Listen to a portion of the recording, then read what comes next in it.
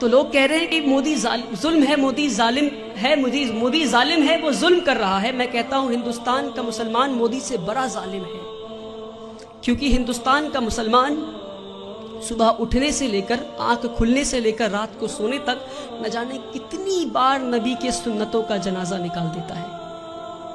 ہمارے نبی اپنے صحاباؤں کے ساتھ ایک بار گزر رہے تھے راستے سے، راستے میں انہیں ایک پتھر دکھا، نبی وہ پتھر کو پکڑتے ہیں اور راستے کے کنارے میں پھینک دیتے ہیں اور کہتے ہیں اپنے صحاباؤں سے کہ اگر تمہیں راستے میں کوئی رکاوٹ دکھے تو تم اسے ہٹا دو تاکہ تمہارے بعد جو آئے اسے پریشانی نہ ہو۔ تو صحاباؤں نے اس بات پہ اتنا عمل کیا کہ کئی سالوں کے بعد ایک یہودی کا گروپ اس راستے سے گزر رہا تھا، اسی راستے سے، اور راستے میں ایک پتھر گرا ہوا دیکھتا ہے تو پتھر کو دیکھ کر بولتا ہے کہ شاید اس راستے سے مسلمان نہیں گزرا۔ میرے بھائیوں، وہ تھا ان کا ایمان۔ اور ہم آج کہیں بھی بم پھٹتا ہے تو بولتے ہیں شاید مسلمانی ہوگا، کہیں بھی گولیاں چلتی ہیں تو کہتا ہے مسلمانی ہوگا۔ یہ نہیں کہہ رہا ہوں کہ مسلمان ہوگا، اپنے اندر جھانک کر دیکھیں کہیں اللہ کا عذاب تو نہیں آیا ہم پہ، کہیں اللہ تو ناراض نہیں ہم سے۔ میں بھٹکل کے لوگوں سے نہیں بول رہا، پر بھٹکل کے لوگوں کے ذریعے میں ہندوستان تک یہ بات پہنچانا چاہ رہا ہوں، ہندوستان کے مسلمانوں تک یہ بات پہنچانا چاہ رہا ہوں۔ ایک بار ہمارے نبی صلی اللہ علیہ وسلم راستے سے گزر رہے تھے، ایک بوڑھی عورت کو دیکھتے ہیں، وہ اپنے سامان کو لے کر کھڑی تھی، تو مزدور کا انتظار کر رہی تھی وہ۔ تو نبی کریم جاتے ہیں، کہتے ہیں یار اے میری ماں، میں تمہارا مزدور بن جاؤں کیا؟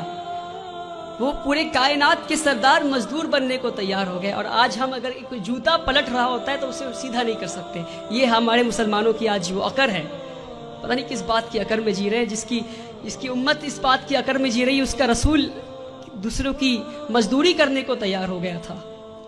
کہتے ہیں اے ماں جی میں مزدور بن جاؤں تمہارا؟ ماں جی کہتی ٹھیک ہے، وہ بوڑھی عورت کہتی ٹھیک ہے، تو مجھے مکہ کے باہر چھوڑ دو۔ نبی کریم اس بوڑھی عورت کو مکہ کے باہر چھوڑنے جاتے ہیں، راستے میں بوڑھی عورت کہتی کوئی محمد آیا ہے، کوئی جادوگر ہے، اور گالیاں دینے لگتی محمد صلی اللہ علیہ وسلم کو۔ نبی کریم پیار سے شانتی سے مسکراتے ہوئے ان کی بات سنتے ہیں، مکہ کے باہر لے جا کر چھوڑ دیتے ہیں۔ اور جب واپس ہو رہے ہوتے ہیں تو بوڑھی عورت پوچھتی ہے ارے بیٹا تو نے میری مزدوری کی ہے، مزدوری تو لے جا۔ کہتے نہیں رہنے دو ماں۔ تو کہتے اچھا اپنا نام تو بتا جا۔ تو کہتے میرا نام محمد ہے، وہی محمد جسے تو گالی دے رہی تھی۔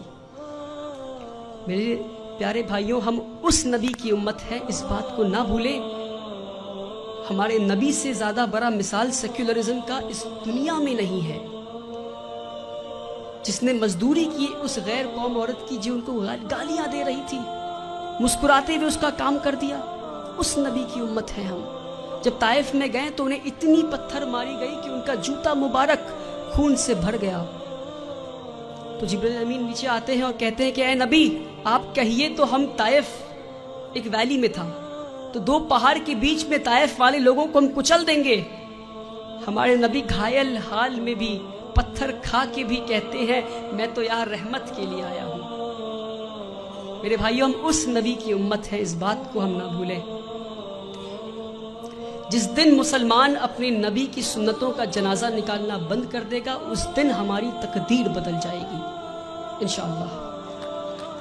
اللہ تعالی ہندوستان اور اہل ہندوستان کے دلوں میں اسلام کے لیے عزت اور مسلمانوں کے لیے پیار بخشے۔ اللہ تعالی اس دیش میں امن اور شانتی قائم کرے۔